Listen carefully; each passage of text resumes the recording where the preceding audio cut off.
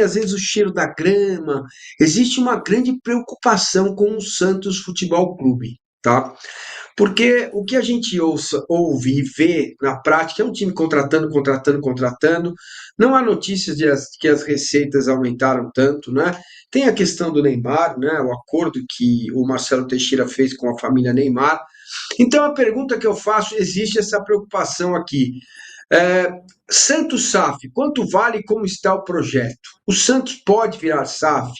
Quanto vale hoje, como está o andamento dessa negociação que me parece irreversível, né? O Santos virar SAF. Vamos ver na tela JP, que é o nosso mágico, o nosso Mister M. Olha aí, ó, Santos SAF, como está o projeto e quanto vale? Contas de 2024, receita 459 milhões, custos 297 milhões, déficit de 105 milhões, dívida onerosa 672 milhões, sem a receita, né? É, É caramba, que esse é um eu item já fiquei. contábil que a gente não pode incluir na Isso, dívida, é isso que eu tô pois te é, dizendo. perfeito, eu já fiquei arrepiado aqui. Contas de 2025, receita 298 milhões, quer dizer, diminuiu a receita até aqui. Não, não, mas isso é até o meio Custos, do ano, né, Marcini? Porque a gente só então, ficou até o meio do ano, exato, né? Aumentou, na até o meio verdade, do né? A ano. receita. Aumentou, né? Ela vai para 600, tá cantando aí para ser 600 milhões. Desculpa interromper. Imagina, imagina. Custos 309 milhões, déficit 80 milhões, dívida onerosa 945 milhões. Ai, ai, ai. Então, valuation, receita 450 milhões, 759 milhões, receita 600 milhões, para 1 bilhão 189 milhões. Bom, Rodrigo, afinal de contas, quanto vale a SAF do Santos e quem é que pode comprar o Santos Futebol Clube, que é, para mim, eu vou confessar um negócio para vocês aqui. O Santos sempre morou no coração de todos. Não sei se aí no Rio também. Se hoje em dia acho que não dá porque a coisa ficou um pouco animalesca, né? A rivalidade. Mas para quem tem mais, né, menos cabelo como eu, o Santos sempre foi uma coisa da gente admirar e ver, né? Desde lá de trás até Meninos da Vila, enfim. Como é que pode isso acontecer, né? Eu fico ainda mais decepcionado com o futebol brasileiro quando vejo este clube nesta situação, Rodrigo. Eu acho que o Santos, sem dúvida, é um clube icônico, né? De história singular no futebol brasileiro e mundial, né?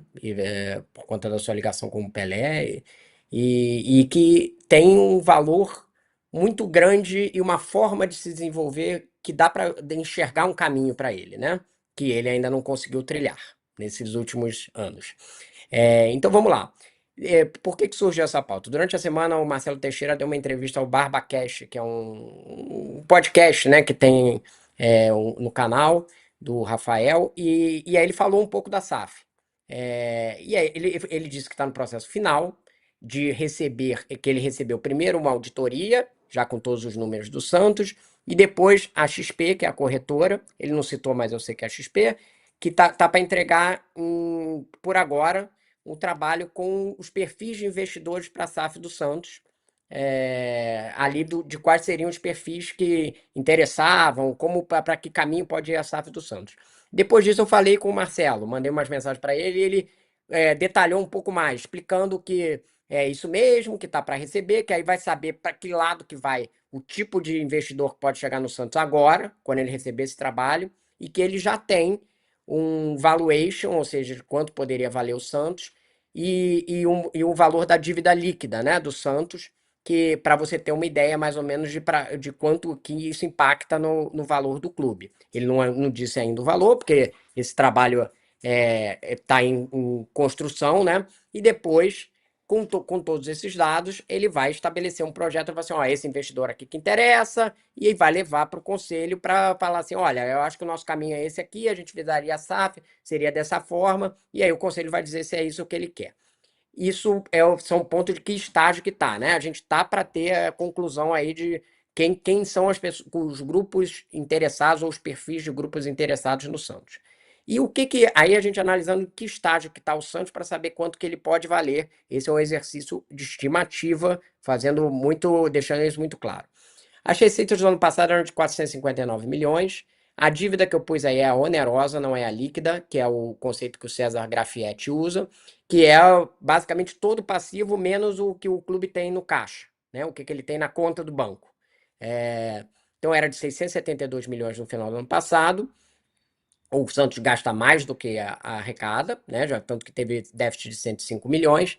E você vê que até o meio de 2025, essas contas são até junho de 2025, a receita subiu com o Neymar, porque ela vai para 300, então ela pode chegar a 600 no fim do ano, de 450 para 600. Só que os custos subiram muito, porque está em 300 no meio do ano, né? 300 e poucos no meio do ano. O déficit já foi quase de 100 milhões só no meio do ano e a dívida onerosa já estava em quase 1 bilhão. E eu acho que aí não tem como negar que o impacto é do Neymar, né? Porque tem um custo muito alto, além das outras contratações. O Santos gastou muito mais do que poderia dentro das suas receitas.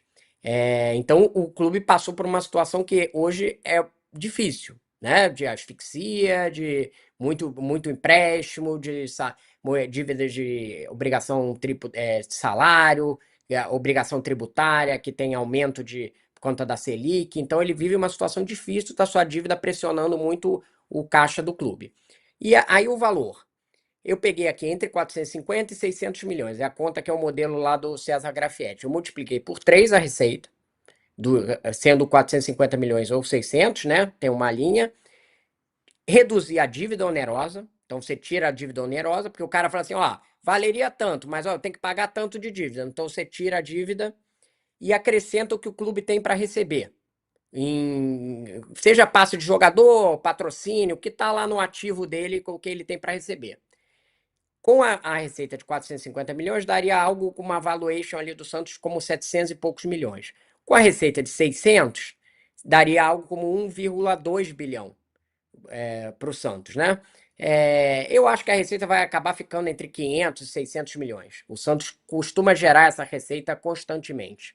É, então, esse valor aí de 1 bilhão, 1,2 bilhão e tal, ou 1 bilhão, seria uma coisa que estaria dentro do escopo do Santos. Ah, significa que vai custar isso?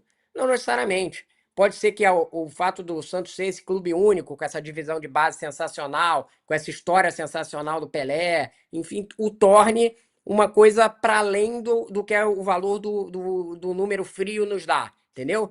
Tem circunstância de ser, de repente, uma oportunidade única, o único clube de São Paulo que já está se transformando SAF, o primeiro no principal mercado do país. E todas essas coisas contam a favor de ser um valor maior, né? A gente só vai saber, é aquela história. Eu tô falando uma estimativa aqui de acordo com uma conta que se faz no mercado. Mas a gente só sabe o preço do que está no mercado dependendo do que o comprador quer pagar, né? É ele que acaba determinando. Se tiverem vários compradores e uma grande disputa pelo Santos, pode ser muito mais. Se tiver um pouco interesse, pode ser menos.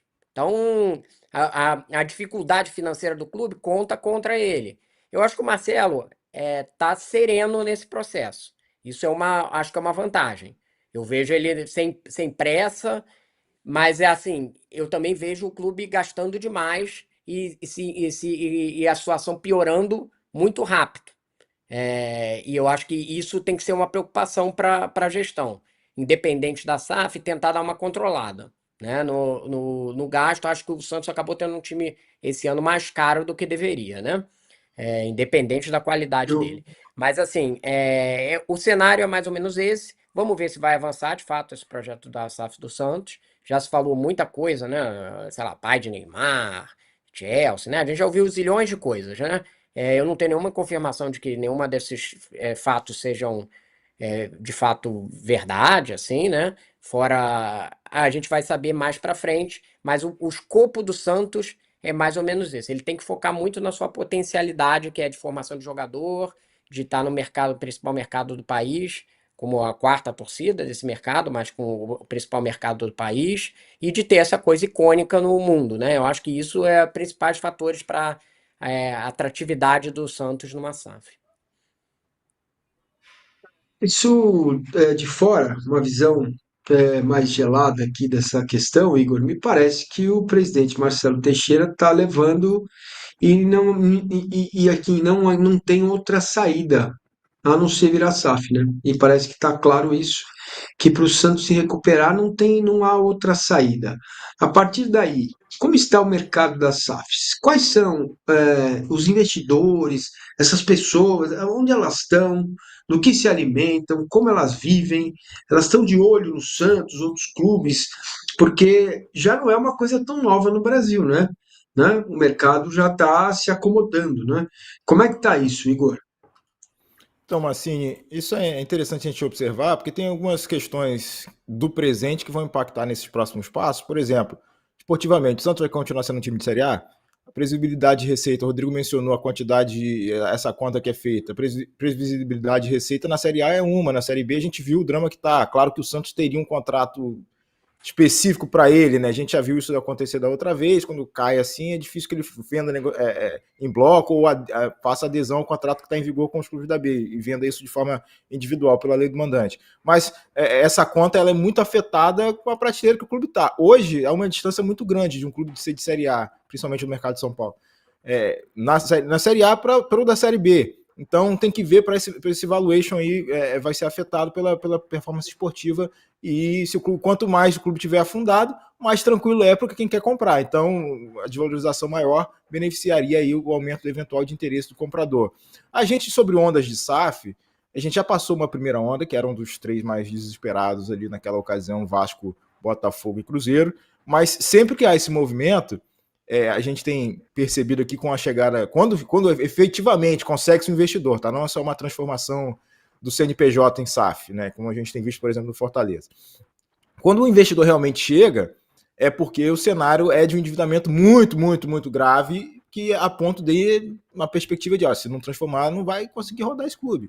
Então, não é que a gente está dizendo que propositalmente esteja se fazendo uma deterioração do Santos para atrair investidor, mas a gente sabe que isso pode facilitar. Quanto maior o buraco que o clube tiver, maior a oportunidade do chamado turnaround, que o pessoal do mercado chama, né? De pegar um negócio que está em crise para a gente devolver na alta maior e lá na frente fazer algum tipo de lucro, seja com retorno de recurso financeiro, seja com uma venda, como foi o Ronaldo Fenômeno, que muito bem vendeu o Cruzeiro para o Pedrinho do supermercado. Então tem características distintas, nem todas as SAFs operam ou têm o mesmo objetivo quando fazem esse movimento, nem todos os investidores quando compram SAFs têm o mesmo objetivo, e a gente precisa entender um pouco melhor para onde vai esse projeto do Santos para entender qual vai ser o perfil do eventual investidor. O Fluminense está nessa discussão aqui, porque sabe que não está nessa dívida tão grande, mas sabe que para competir com Flamengo, Cruzeiro, para manter protagonismo futuro. Esse é o discurso que o Mário adota aqui, né, para vender o peixe da SAF. Precisa que haja um tipo de abertura de capital, de investimento externo, que o clube não consegue fazer nesse momento. Então, tem muitos perfis diferentes. A primeira onda já foi. Eu acho até que uma segunda onda também já foi. A gente viu o Menin fazendo isso no Galo e tal. Então, acho que estamos prestes a ter uma terceira onda.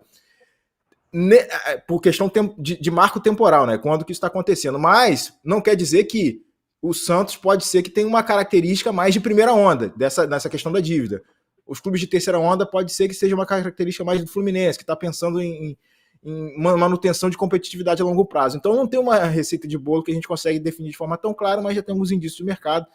Agora, se vai ter investidor ou não, ainda acho que é muito prematuro a gente conseguir trazer esse cenário de competitividade pela compra do Santos nesse momento. Assim. Perfeito. Então, aí no Massini, futuro. Pode falar, é, Rodrigo. não, assim, os perfis, o Santos ainda não revelou, porém o que eu vejo, grandes grupos de MCO, que é esses grupos de clube, que queiram se associar ao Santos e já tenham uma base forte na Europa, né? E aí eu não tenho nenhuma apuração disso, mas assim, quem está procurando, por exemplo, era o Chelsea. O grupo que tem o Chelsea é um grupo que estava procurando expandir para ter outros clubes. Não estou dizendo que o Chelsea tem nenhum negócio com o Santos, estou dizendo que é Sim, tipo isso, entendeu? mais ou menos É, como é, se. exatamente, que está tentando expandir, porque você associaria uma grande marca no Brasil, exploraria uma divisão de base que é sensacional, das melhores do país, time que revela Sempre. jogador como se fosse água, né? E se você consegue uma injeção forte de dinheiro, faz completo sentido, você já começa. É muito diferente, por exemplo, do Botafogo, que não tinha. uma divisão de A base, base, né? exato. Ele não criava ativo, ele tinha que começar a girar jogador. Só agora o Botafogo está começando a tentar estruturar a sua divisão de base. O Santos já tem uma produção de valor dentro do clube, muito grande, para além da sua torcida, né?